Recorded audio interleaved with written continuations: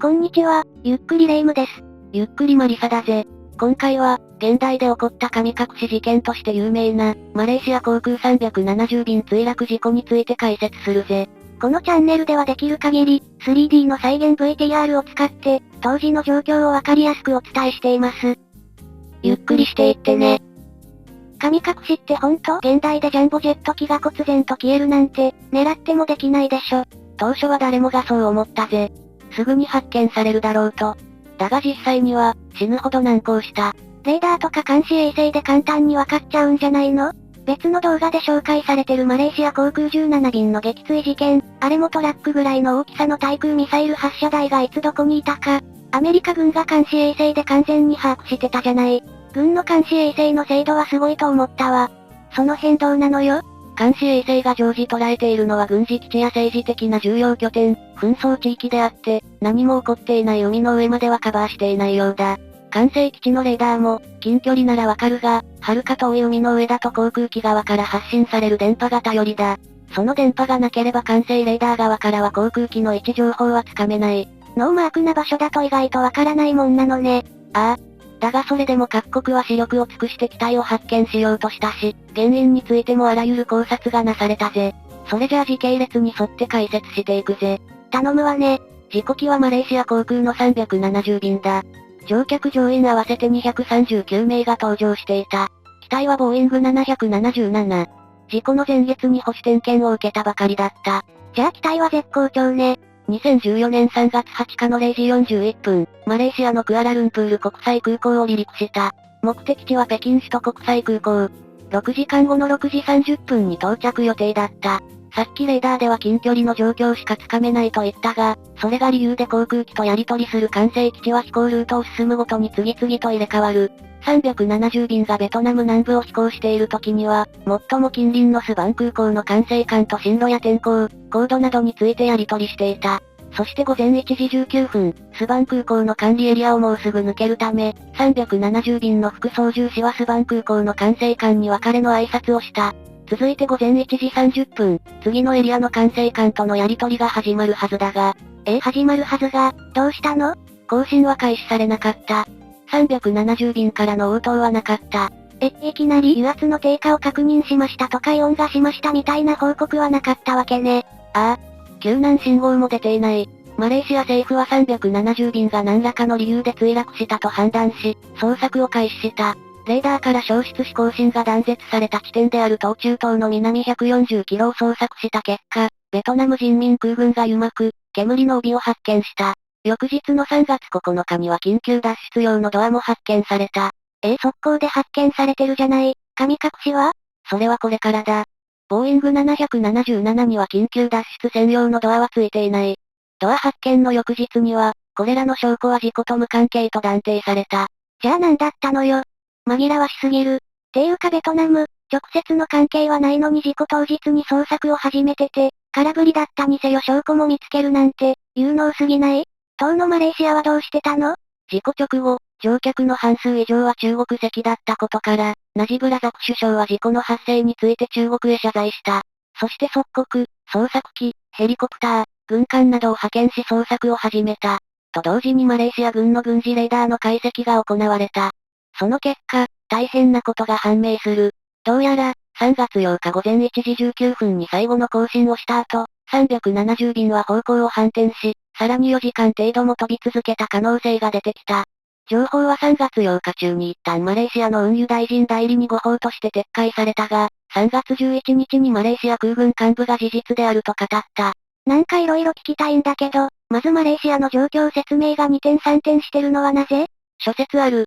単純に情報が錯綜していたっていうのはあるだろう。あとはマレーシア内の軍部と政治部とで、交換できない秘密情報や陰謀があったとする説。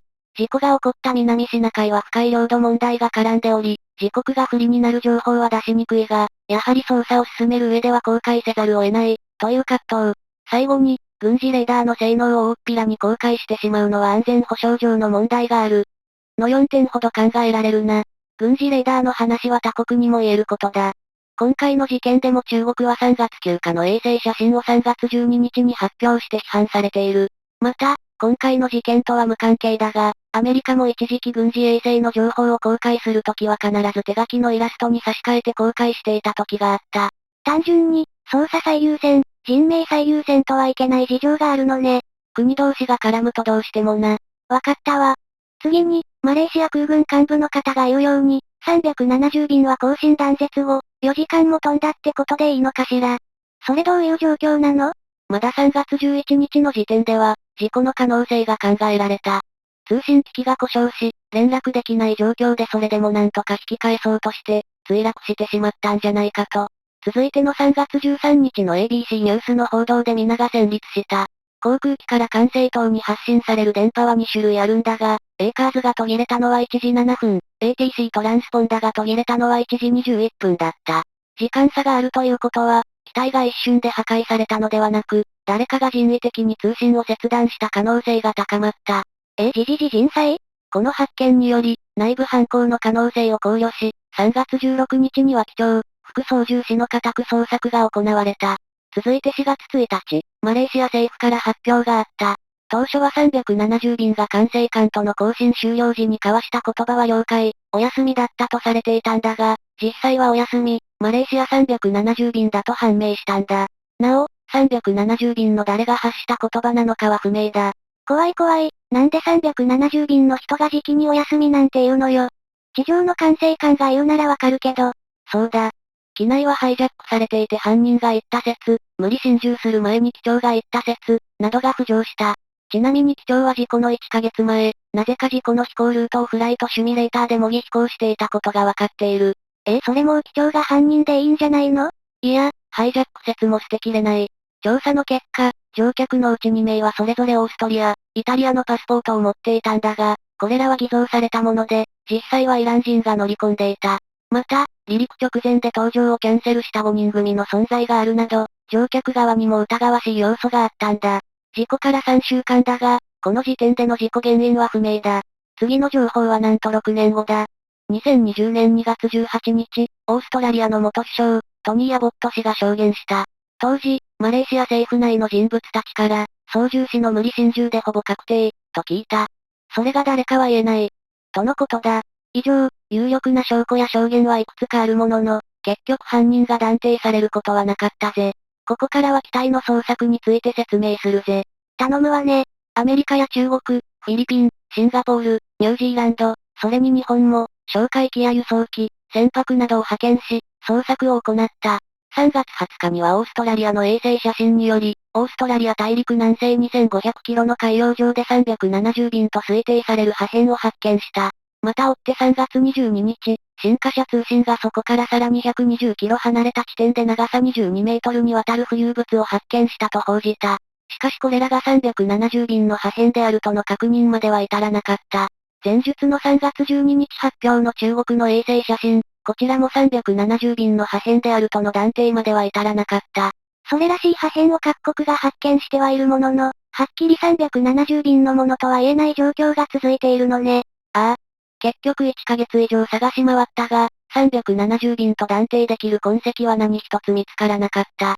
2014年4月28日、水面の捜索をやり尽くしたため、船舶による海中の捜索に移行した。このタイミングで日本の自衛隊は帰還した。そして事故から10ヶ月経った2015年1月29日、まだ何の物的証拠も上がっていなかった。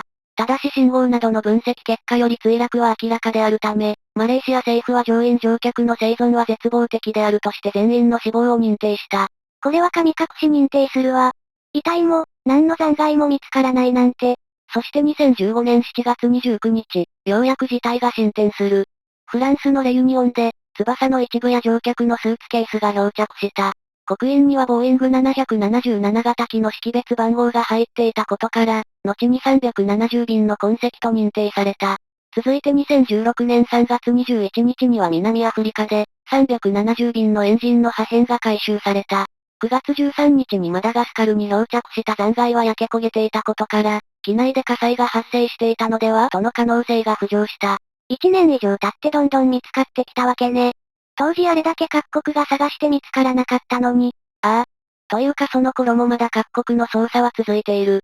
見つけたいのは原因究明の大きな手がかりになるであろうフライトレコーダー、そして乗員乗客の遺体だ。最終的に海中捜査は12万平方キロに及んだが、機体の残骸以外は発見されず、2017年1月27日、捜索は終了した。ご遺体は一人も見つけられず、原因も究明には至らなかったのね。現代で起こった航空機事故とは思えないわ。ああ。逆にここまで完璧にわからないとなると、あえて事実を隠したい国がいるとすら思えてくるぜ。最後に、マレーシア航空はアジアでは最も安全と言われていたんだ。それが2014年、この370便の事故が発生し、7月にはマレーシア航空17便撃墜事件で再度大騒ぎになるなど、暗黒の年となった。こんなに短期間で続いちゃうと、マレーシア航空ちょっと怖いわね。ああ。実際に乗客は激減したんだ。2014年8月29日には従業員が大幅削減され、年末には株式の上場が廃止された。翌2015年には国営企業として再建されたが、2021年現在でも経営状況は苦しい。6年も経ってるのに当時のインパクトがどれほどだったかわかるわね。以上、今回はマレーシア航空370便墜落事故について紹介させてもらったぜ。最後まで、ご視聴ありがとうございました。これからも世界の大事件を 3D の再現 VTR 付きで解説していくので、よかったらチャンネル登録と高評価をお願いいたします。また見てね。